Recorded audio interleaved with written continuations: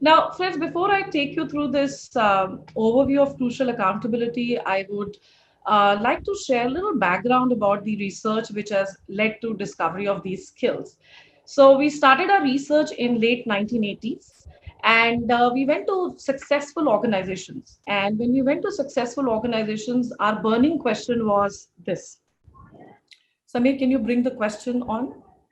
Yeah. So the question was, are there a handful of crucial moments that disproportionately impact your results, relationships, and even your career path? And if there are, then how do we handle these crucial moments so that we can bring out positive outcome in those crucial moments and impact all the three R's, which is results, relationships, and respect. So we found out something very interesting, that there were two crucial moments, which I'm sure you guys would agree with me, that we people like you and I also face. The two crucial moments were, number one, high stakes disappointment, which we came to call as crucial accountability. And the second one was high stakes disagreement, which we came to call as crucial conversations. Now, of course, our focus of today's session is on crucial accountability. Probability that, friends, you would have gone, some of you would have gone through crucial conversations. So there is a slight similarity in some of the skills, but the context of the conversation changes because here we are talking about accountability. Now, just to give you a quick perspective, when you read the term high stakes disappointment, what do I mean by the term disappointment? It means that when people commit to do something and they don't do it. So, for example, quick example, at workplace, somebody said, I will start coming on meetings on time, but you see the person still coming late, and that becomes disappointing for you. Just to give you a quick example, and I'm taking liberty of sharing some personal examples today because I've been locked down. So, for example, when lockdown happened, I'm sure most of you would have also, are experiencing this, that part-time helpers are not coming. So we decided the chores in our house, and my father's responsibility was to fill the water bottles. And yesterday, my mother was highly disappointed with my father because she said that, she came to me and she said, see, we have assigned this one task to him and he's not doing it. And she was extremely disappointed. And I told her, time to go and hold him accountable for that. So this or similar kind of situations when we face, guys, even in our organizations at workplace, we need to start holding people accountable to impact our bottom line results. Now, the key question here is that why is crucial accountability, why is it important to hold people accountable, or why it is the need of the hour? The reason here is that we also found something very interesting in our research, that most of these successful organizations, Samir, can you go back? Right now, I'm not talking about this. Yeah, just stay on this slide. I'll tell you. Thanks. So most of the organizations who successful organizations were focusing on one thing consistently to thrive sustainability, and that was flawless execution. And that's where the role of crucial accountability comes into picture. If you want flawless execution in your organization, you need to start holding people accountable when you see performance gaps or missed deadlines and so on and so forth. Now, the question is, what is crucial accountability all about? So, Samir, we can go to the next slide now. So, friends, here when we are talking crucial accountability, it is all about holding others accountable. When do you hold them accountable? When there are violated expectations, bad behaviors, or broken commitments. And therefore, crucial accountability starts with the following question: why did not you keep your commitment? Now, if you see this question very carefully, it says something more.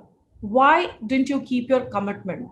It means that you cannot hold people accountable if you had not established common or clear understanding in the past with them. So, therefore, accountability starts with setting clear expectations. And when people don't fulfill that commitment, then you go back and you hold them accountable.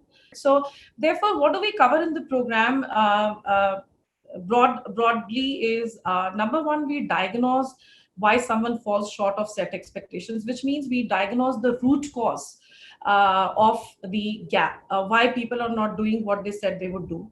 And once we identify the root cause, then we go to the next step, which is create a plan.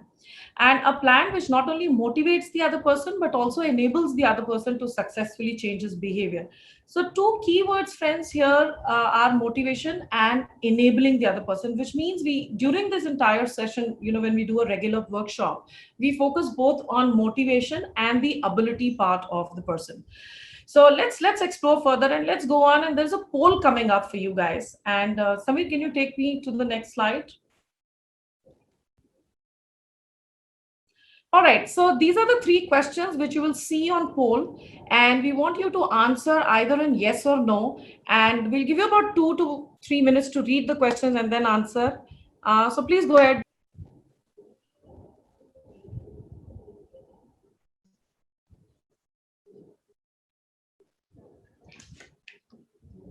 All right, wonderful. All right, great, friends. So I think, of course, the responses are different, but I'm sure most of us would have at least one yes out of the three questions. Now, what does it tell us is that don't worry, it's not only about you and me. When we did this research, we found out that most of the people across the globe struggle with these kind of situations because these are tough accountability situations to handle. So most of us have been disappointed at some point of time and have executed, not have executed ineffective options. So for example, sometimes we decided to keep silent and we did not say anything or did not step up to this conversation, and therefore we perpetuated the problem. The other times we decided to speak up, but we didn't do a great job or we became aggressive, and therefore we made the it was even worse. Now the question is that people only execute these two options most of the times, but there is third option also available, which is not only we hold these crucial accountability discussions, but we hold them well in a manner where we got all the threes results, where we get all the threes results, relationships, and keeping the respect intact. And that's the endeavor of this program. And that's what we're going to look at. So therefore, the learning objectives of the program, when we do a regular program, we cover these three aspects. Hold anyone accountable, irrespective of the power or position of the other person, which is, sometimes very difficult to do. Second is master performance discussions and get positive results, maintain good relationships. Therefore, which means you get concrete results out of the discussion. And last is motivate others without using power and permanently resolve problems. So, connecting to the poll, especially, the last option we execute. Just give me a minute, Samir. Yeah. That when you see that we are going nowhere in the discussion, as leaders, we execute our power rather than motivating people. Can people just give me a yes or no, that have you ever executed this option, that when conversation was not going anywhere, you used your power to influence the other person? Quick yeses or nos. Yeah, wonderful. Okay. All right. Okay, we have mixed responses. Great. Yes. All right. Wonderful. Thank you so much. So, therefore, friends, what we're looking here at is that when we use all these skills together, we are trying to become influencers in the process so that we can handle similar situations, difficult or tough accountability conversations in an effective manner, and become far more effective as leaders and far more influential and respected in the system. So, let's move on. Right. And how do we do that? We do that by creating a gap. Now, what is a gap in context of crucial accountability? So we have expected performance and then there is actual performance, and the gap or the space which you see between expected performance and actual performance is what we define as gap. So what you were expecting and what you got. All right. Now let's look at a couple of examples. So, for example, the first example is very common where people experience missed deadlines. So your colleague said, "I'm going to deliver on time," but he doesn't do it. Second quick example could be your boss said last time that, okay, I'm going to keep you in loop before making or committing to any deadlines, but he doesn't do, and he still gives you an impossible deadline, and you wonder who hired this guy and why is he my boss, things like that. And in personal life, sometimes it could be with your children. So teenage son comes up home and he says, he maybe a bad unacceptable body art, or maybe a bad he needs a bad haircut. I've seen my nephew doing this, so he doesn't go for a haircut, and my sister keeps cribbing about it. And of course, in lockdown situation, I'm sure we are holding people accountable for washing hands, washing vegetables, and kind of we've become a nag in the process. So these are some of the gaps which people face, and therefore, Samir, let's move to the next one. Yeah. Now, what we're going to do is, these are some common gaps which I've shared with you, but we would love to know some of the common gaps which you're facing nowadays and otherwise. So just type it in the chat box and share with us what are the gaps you're facing at work or at home. You can just share quick one, either personal or professional. We're okay with everything. So gap is, to remind you, expected versus observed. Mediocre results from team, Amar says. All right.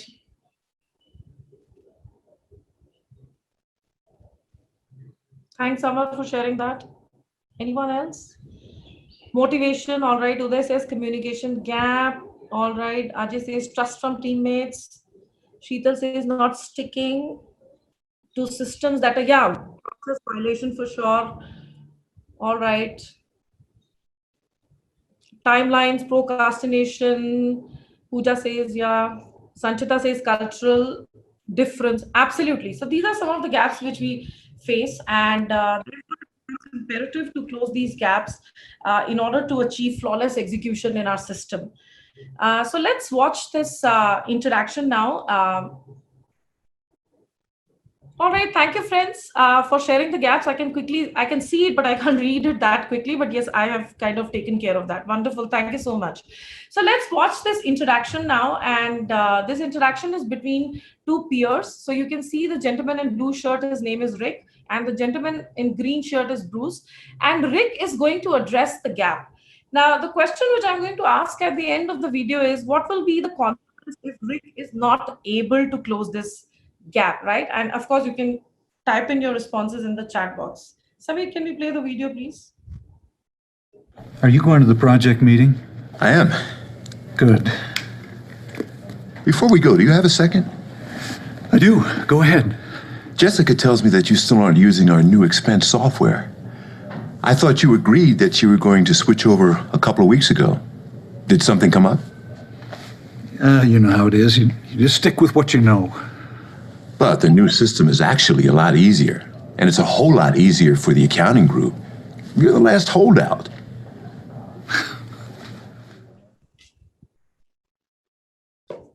All right. So can I have your responses, please? What will be the consequence if Rick is not able to close this gap?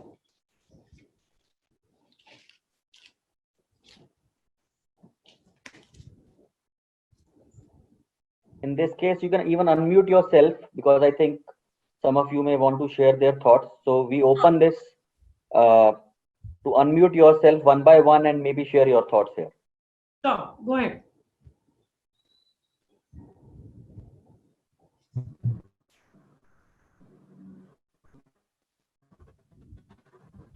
Yeah, project. This is Yeah.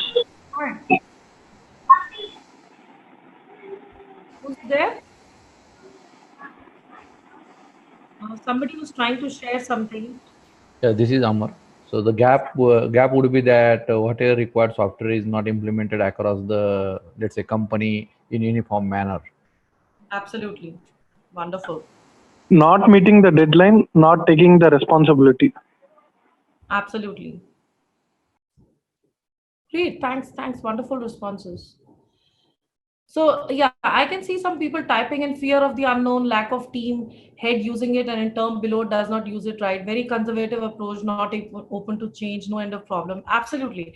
So friends, in essence, what we're saying here is that if this gentleman doesn't switch to the new software and Rick is not able to close the gap, eventually it will start impacting the other teams, other peers, and they will be stuck.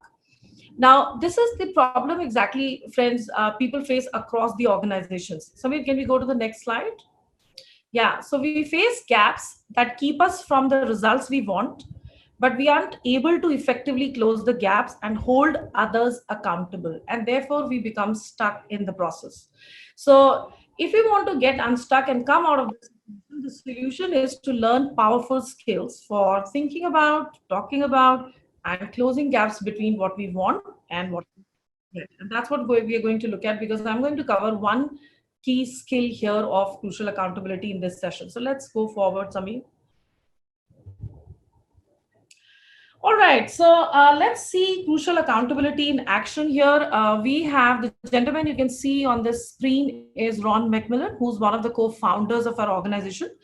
And he's going to share his personal example to help you understand crucial accountability model, which we cover usually, in a 2 days program. And of course, we can customize later as per your requirement. Now, let me share with you here, because he's from US, and this is an example where he's using his daughter's example. So the permission has been taken from his daughter to show this video. Otherwise, how children are in US, they can call 911 and parents can be in trouble. So that part we've taken care of. So let's watch Ron McMillan sharing the entire crucial accountability model with us. Go ahead, Samir. During this training, you'll learn the skills of the crucial accountability model. As a way of introducing the model, let me share an example of how the skills were effective in navigating and solving an accountability issue. One of my daughters, and I'll call her Brittany, was just beginning the 9th grade. As the school year went on, she became increasingly negative. She didn't like school, didn't like the kids, and was generally grumpy around the house. When her midterm report card came out, it was all D's and F's. This was very unusual. Brittany usually received straight A's. We were facing a gap. Brittany was not performing up to expectations. It was time for Brittany, her mother, and I to have an accountability conversation. My wife and I pondered how to get unstuck here. We recognized that we had a pattern problem. You don't get all D's and F's because of one bad exam or one missed assignment. We knew we needed to start with heart. As we discussed what it was we really wanted, we realized we had a couple of motivations. We wanted Brittany to be successful at school, and we wanted a relationship of trust in which she felt safe to talk to us about her problems. Next, we mastered our stories. This was tough. I had decided almost immediately that Brittany just wasn't trying hard enough. My wife pointed out that we needed to wait and hear what Brittany had to say before coming to any conclusions. I began describing the gap. I said, Brittany, we got your midterm report card and all your grades were D's and F's. In the past, you've never had lower than a B. In fact, almost always straight A's. Then I diagnosed. Can you help me understand why your grades have dropped? I hate school. I don't get the assignments. I just can't do it. I heard that she hated school and decided it sounded like a motivation problem. My tendency was to try and motivate this lazy 14-year-old with an attitude problem. I began with lecture 473, which is, your attitude determines your altitude. My wife wanted to make it safe and invite Brittany into the conversation. She lightly touched my arm. Honey, what do you mean you can't do it? I don't get the assignments. I don't get what I'm supposed to be doing. I try, but then I give up. So what's the use? We had her pull out an assignment. We had her read the half page of instructions and describe to us what she was supposed to do. She couldn't tell us. I asked her about a book report that she'd received an F on. She said she'd read the book but couldn't answer the questions. We decided to schedule her for testing with the learning specialist. My diagnosis was inadequate. I jumped too quickly to assuming she had a motivation problem. A more thorough diagnosis by my wife helped us understand there may be an ability problem here. The next part of the model is using what we call the 6 sources of influence to diagnose deeply and address causes, not symptoms, of the gap. When the test results came back, Brittany was reading at a 12th grade level, but her comprehension was at a 6th grade level. She could read the words and sentences, but didn't know what they meant. She had an ability problem, which was now becoming a motivation problem because she simply did not want to try anymore. In our move to action plan with Brittany, we focused primarily on the ability problem. We used the principle of make it easy. We worked to give her special tutoring to build her comprehension skills. By the end of 6 months, Brittany was making straight A's. Once her ability problem had been solved, her motivation problem just went away, and she was more willing to do the homework. In hindsight, most of Brittany's attitude problem was her frustration that she didn't understand what was being asked of her, and she wasn't used to failing. I am so grateful my wife was paying attention. My inclination to try and motivate her would not only have been unsuccessful, it would have done great damage in my relationship with Brittany. The purpose of these skills is to help you avoid the mistake I almost made. Get unstuck. Start with heart. Master your stories. Describe the gap. Make it safe. Diagnose. Is it motivation or ability? Or both? Which of the 6 sources is the cause of the problem?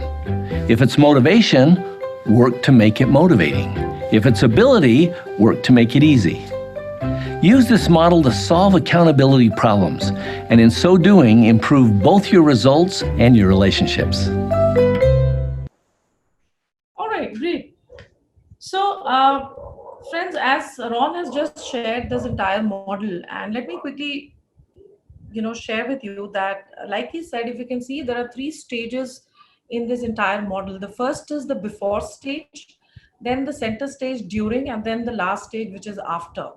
And why are we doing all of this or using all the skills or principles? Because eventually we want to expand this pool of shared meaning, which is the center blue part you can see on your screen. And this pool of shared meaning is nothing else but a place where actually healthy dialogue is happening. So a healthy realm of dialogue where people are contributing honestly, candidly, and respectfully what they think and feel, their ideas and opinions, right? Now, the idea is to expand this pool of shared meaning. Why? Because when you engage the other person in the process, the person is more committed to achieve what was decided, right? Now, let me give you a quick perspective of before, during, and after skills. So when we start with before stage, we're saying working on ourselves first. Quick question, why should we work on ourselves first? If you can just type in any quick thoughts, or maybe Samir, we can unmute them. Sure. So you can unmute yourself and maybe share your thoughts with us and with everyone. So the question is, why are we working on ourselves first? Maybe the thing is again about that power. If we do not work on ourselves, then it would go as we are implementing or using our power. Right, wonderful. So in order to be influencers, first let's do a bit. Fine. Wonderful, great. Thank you so much. So it has to be walk the talk. Absolutely wonderful. It has to The empathy, man. Empathy, right? Okay. So Rahul says, work on yourself so that you do not enter a conversation with prejudices and you're open to discussion. Absolutely. So friends, thanks for sharing your wonderful feedback with me. The key point here is that you need to work on yourselves first, because you need to ensure that at least you are doing your bit 100% right before you enter, right? Because there are times when we go wrong, either in the way we approach the problem or, talk to the other guy. So the first 3 skills which we cover in this part is get unstuck, which means identifying the right issue before you have that conversation. Second skill is start with heart, which is start with the right intent. What is it that you really want? And the last skill in preparation is master my stories, which is taking care of your emotions, because emotions play a very critical role in accountability discussions. So this is a sort of homework which we do before we enter into dialogue. And then we move to the during stage, where we start with the skill, describe the gap. So, sometimes people say, hey, well, I know what to say, but my challenge is, how do I put across this tough message to the other person? And that becomes quite challenging. So these skills help us to express our viewpoint in a manner where we not only express our viewpoint, but also engage other people to contribute meaning in this pool. And now, if you want others to contribute meaning in this pool, then you also need to make it safe for the other person, which is the right hand, if you see the arrow coming in. So, because if others do not feel safe, they will stop contributing in the pool. So, if you want people to add meaning here in the central blue part, you have to build safety around it. And you can see this gray color circle, which talks about safety. Now, once that's done, that's when you go to diagnosis, and you diagnose whether it is a motivation gap or ability, and use 6 sources of influence to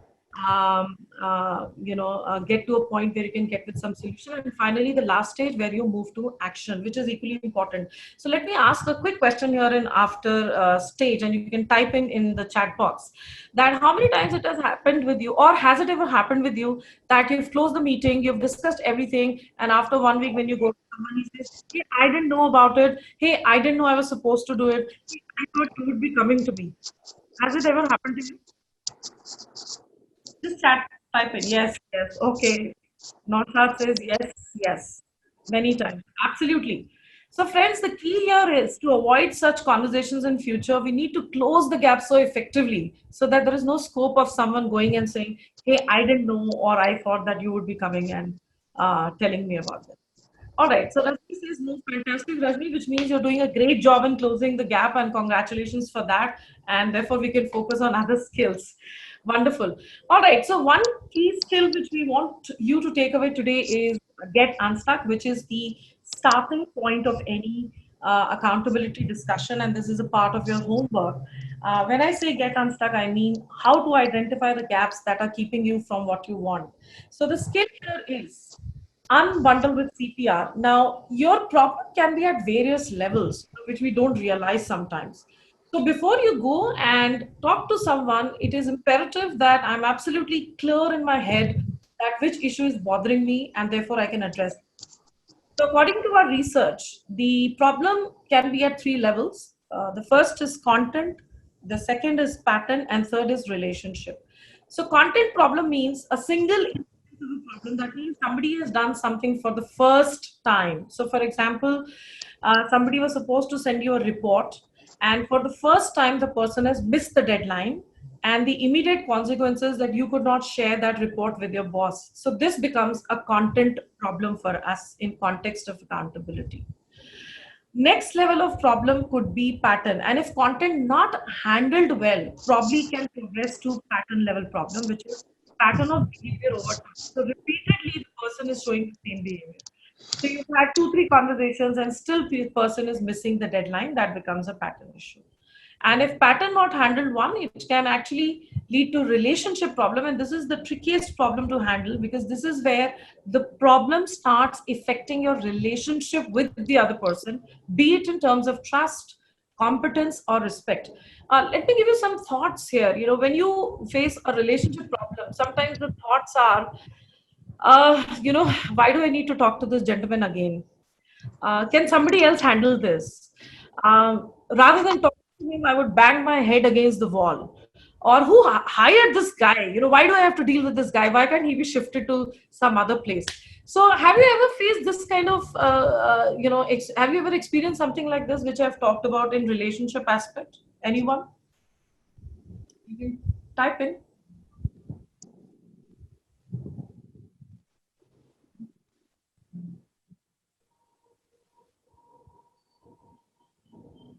Okay, so yes. Okay, wonderful. Thank you, friends, for sharing that. Right, and therefore, it becomes imperative to first understand which level of problem you're facing. Because, for example, if you're facing relationship problem and you go back and discuss content or pattern, you will still remain stuck in that issue because you're not addressing the right issue. Now, just to give you one quick tip, as per our research, also what we found out that all the three problems are involved in your case. Uh, Ideally, it's a good idea to start with or address a relationship problem. Having said that, it is your prerogative to decide which one you want to address, because in some cases you may feel that relationship is not important for you and you want to address content or pattern. But what we have seen in general experience, that if relationship issue is not sorted, it kind of impacts the other issues, and therefore it lingers on for a long period. Now, just to give you an example, imagine that you have your son and or a child, any child, son or a daughter, and you were going to office and you told her that do your homework before you go and play today. And what you see is that you come back from office and the child has not done the homework. Now you go and of course address that gap. And so the gap is she was expected to do homework. Reality is she hasn't done. So you go and you say, hey, why didn't you do your homework? And you had gone out to play. And she says, you know what, Mama or Papa, don't be after my life. All the time you're talking about homework and I don't want to talk to you. And something like that she says, and she, kind of goes into her room. Now, after 2 hours, if you have to go and talk to her, my question to you is, what would you discuss with her? Would you discuss homework or would you discuss the way she spoke to you? So you can type in.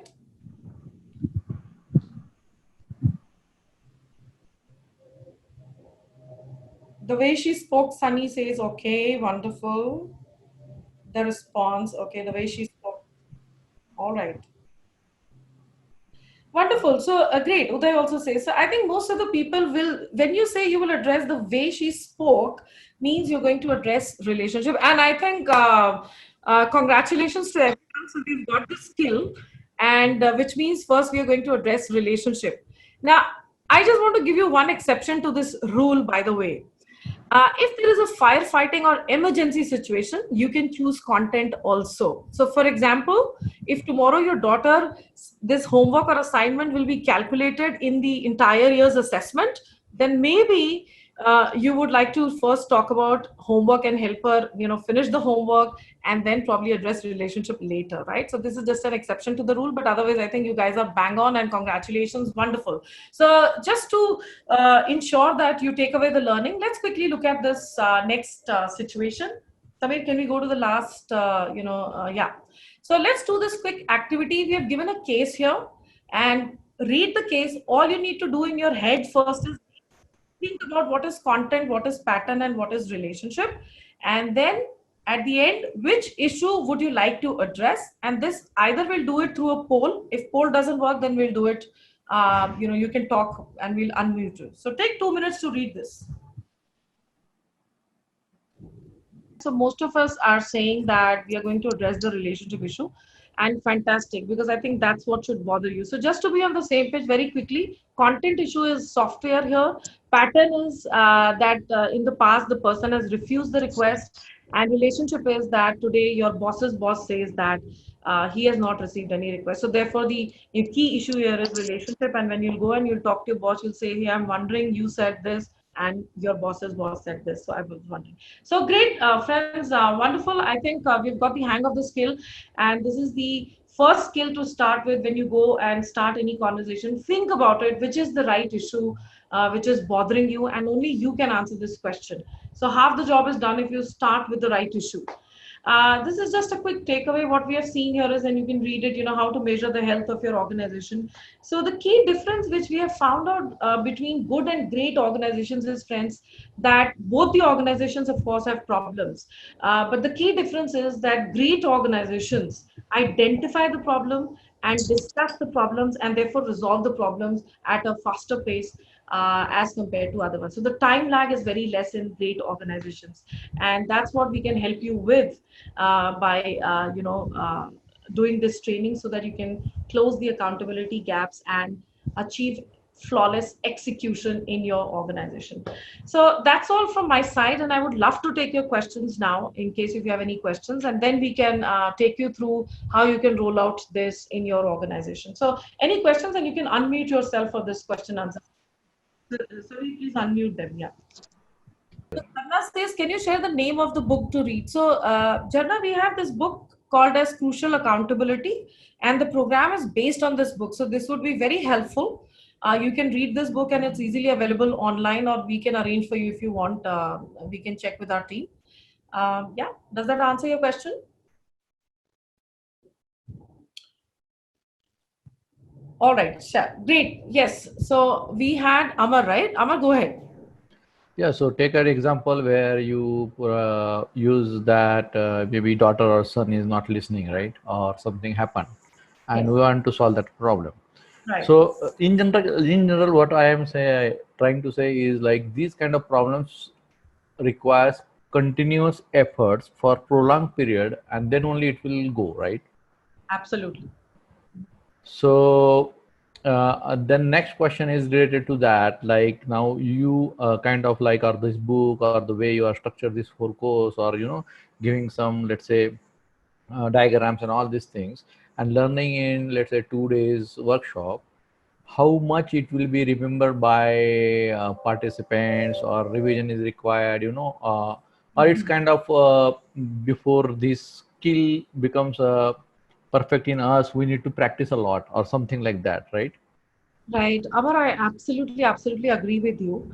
And that's why, what we have done as an organization is, of course, there are various options available post training to help you. So, one could be doing check in sessions, which mean coaching sessions with the trainer after 30 days or 40 days, where, we talk about the challenges people faced, the success stories, and so on and so forth. So, that's first option we have. The other option which we have is that usually we have a post training program. So I can check this and I can share some more information with you, where we get some information on each skill once in a week. And that helps you to brush your skills. And third is, of course, internally you need to work with people around and form social groups. And, like I've seen some organizations like once in a week, they meet virtually and they talk about what happened. So leaders also need to take this rigorously. Now, just to give you a quick example, even in my house, for example, right now, I'm trying to hold my father accountable because we have divided the chores. So every day, when we get something from the market, we are supposed to wash it with soap and water and so on and so forth. But I see him sometimes missing it. So you're right. So, you have to continuously practice the skill, and I'm trying to use my skills to influence him to do this, because this is important at this point of time for our safety, right? So, Samir, do you want to add something more which we have done with various organizations to help? Thank you, Preeti. Samir, Amar, Yogesh, to address, yeah, Yogesh, please go ahead. may I make a comment which is kind of contextual here? Hi guys, what Preeti was referring to book and the question came about that is, let me just share something here. These books are based on human behavior research for last 20-30 years. It's an ongoing research. So the methodology we follow is, we do research on human behavior, look at the findings of those research patterns, then you look at whether these are applicable in North Americas or Europe or India or Asia. So look at those skill sets which are neutral across cultures. Based on those, we write books. So the whatever book we refer to, Crucial Conversation or Power of Habit or Influencer or Crucial Accountability in this case, is not a concept which we are trying to propagate. What we are sharing is what the best of people do in similar kind of situations. So what are the people who are able to hold other accountable? What are the best skills they display? And are these skills applicable across cultures, across hierarchies? Are these skills learnable and repeatable? Only then we pen them in the book, and based on the books we come out with these crucial accountability or conversation learning programs. So the one question we need to we ask ourselves is that, are we saying something which is theoretically correct, or has someone done it before? And we have plenty of data where we learn from dialogue masters, we learn from influencers, we learn from people who have changed their habits, and so on and so forth. So your question which Amar asked was, is there a way to sustain this? Enough material. If you go to our website, you will find research papers, you'll find white papers, you'll find lot of references from the client where it has been implemented and the clients have got direct benefit on business and relationships. You will also find podcasts, you'll find audio books or audio articles, and you will, if you subscribe to our newsletter, which is weekly fortnightly newsletter, you will keep on getting real life instances where people face problems and how they use these skills and they solve these problems. So there are a lot of things which it's like an ecosystem. It is not just a course or a book. It is like an ecosystem with all these things.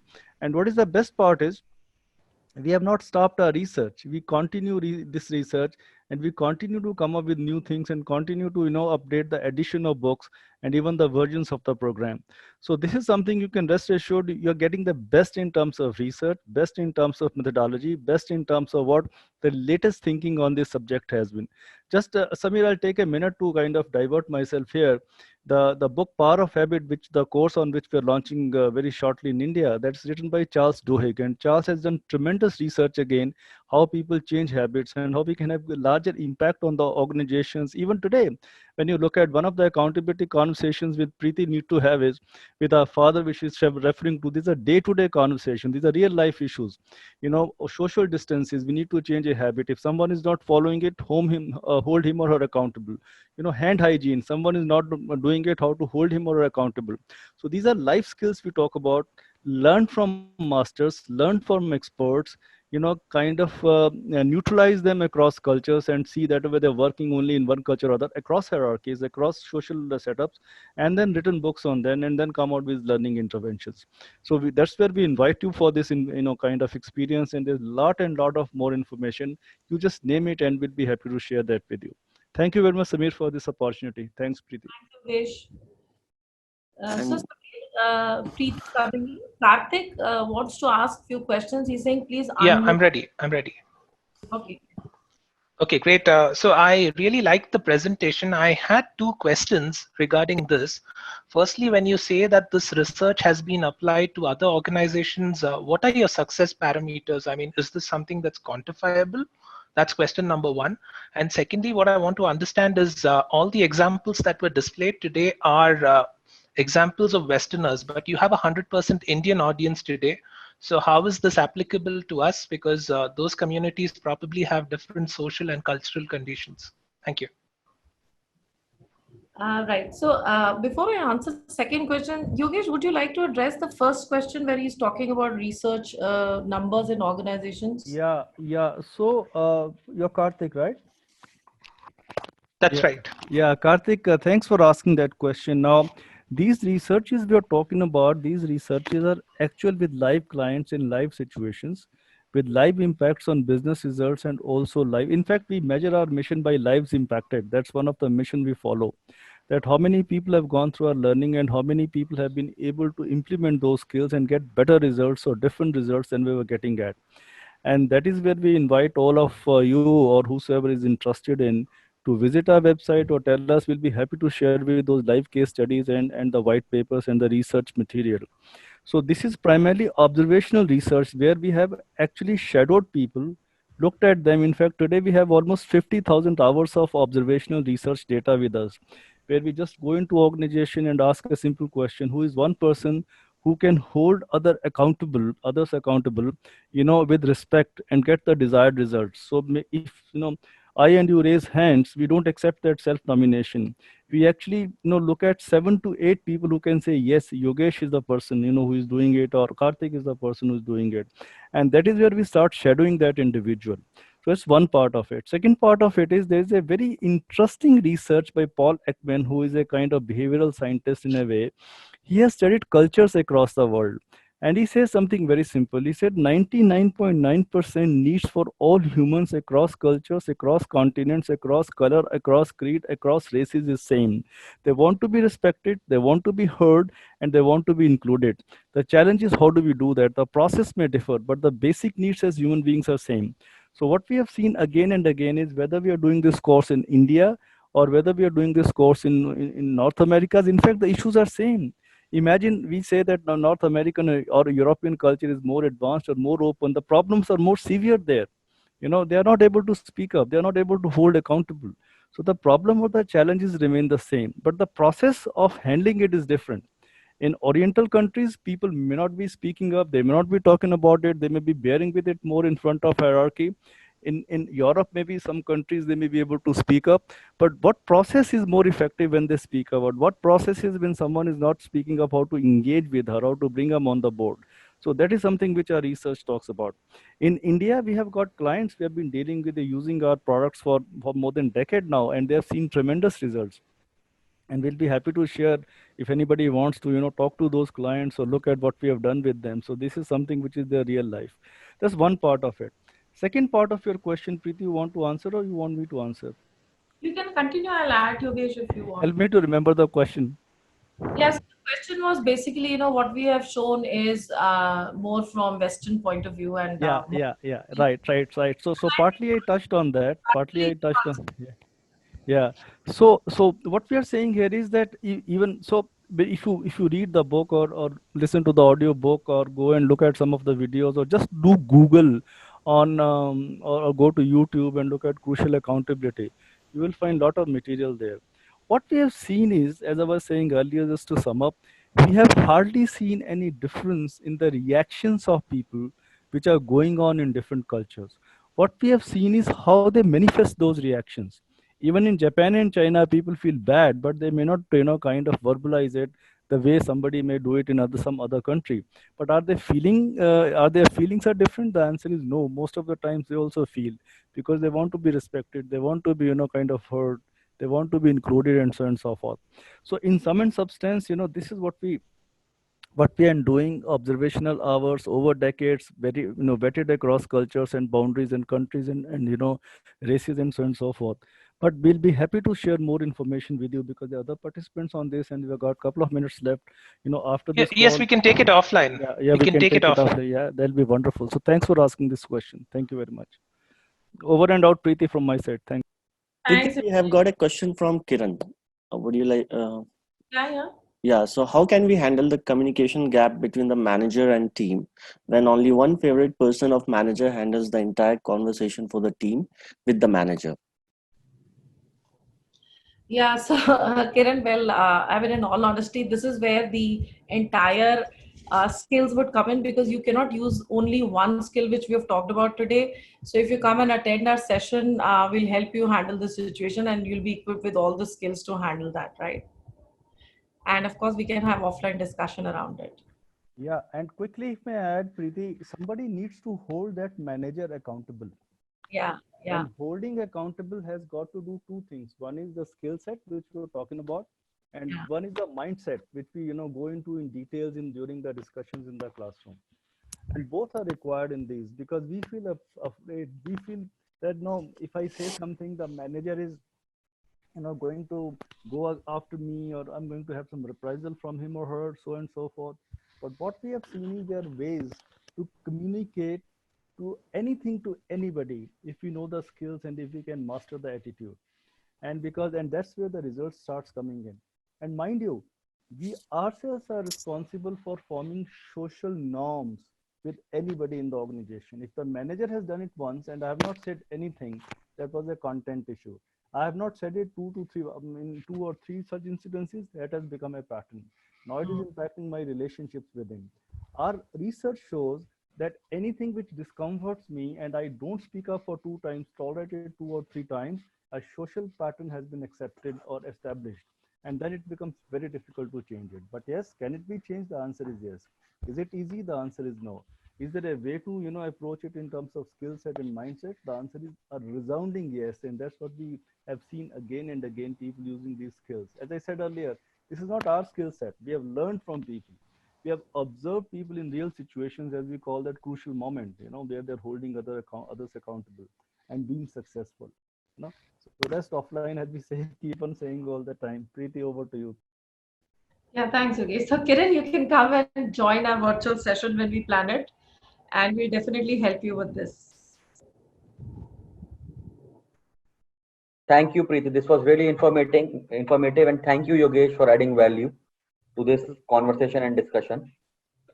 Moving forward, as a participant of this program, because this was a webinar for 60 minutes, but we do virtual trainings, we do in-house training programs, and the actual program is for a much longer duration, 1 day to 2 days of intervention, and sometimes it's a blended learning approach and the intervention goes for a longer period. But as a participant, each participant gets a participant toolkit, a copy of Crucial Accountability book, audio companion, model cards, contract cards, and even access to our after training portal, which helps you for learning and sustainability of these skills. You can bring these skills to your organization in a public workshop format, in an in-house training format, and as a learning and development professional, you can be a certified trainer and internalize this training in your organization as well. Various rollout options are classroom training, which is instructor-led classroom training, live online, which is live virtual instructor-led classroom training on similar lines, which we are doing right now. Then we have a blended learning approach as well, which is a mix of classroom training, live online trainings, coachings, and other interventions linked to this. So thank you, everyone. Be smart, learn online, because we have introduced Crucial Accountability in a virtual instructor-led training format as well, which is a 5 hours to a 2 days of classroom training, which is virtual instructor-led classroom training. So let's get started. Anyone, if he or she is interested to enroll for our programs, they can attend our public workshops which we are organizing. And in case anyone is interested to roll it out in your entire organization, we can have an exclusive in-house program specifically designed for your organization. And we have now even started 90 minutes quick learning sessions in a webinar format exclusively designed for organizations. So you can get in touch with us and we will be happy to assist you. These are the contact details. You can get in touch with me.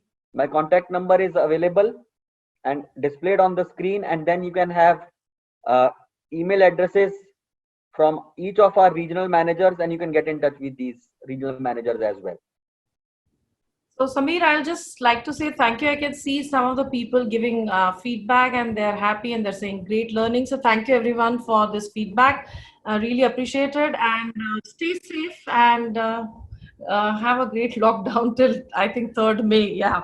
Thank you, Preeti. Thank you so much, guys. Look forward to connecting with you. And before we end this presentation, I request if anybody wants to have more information on any of the programs and specifically on Crucial Accountability, in the chat box, please type contact me. Contact me in the chat box and we will connect you for sure. I'll repeat myself. In the chat box, please type contact me.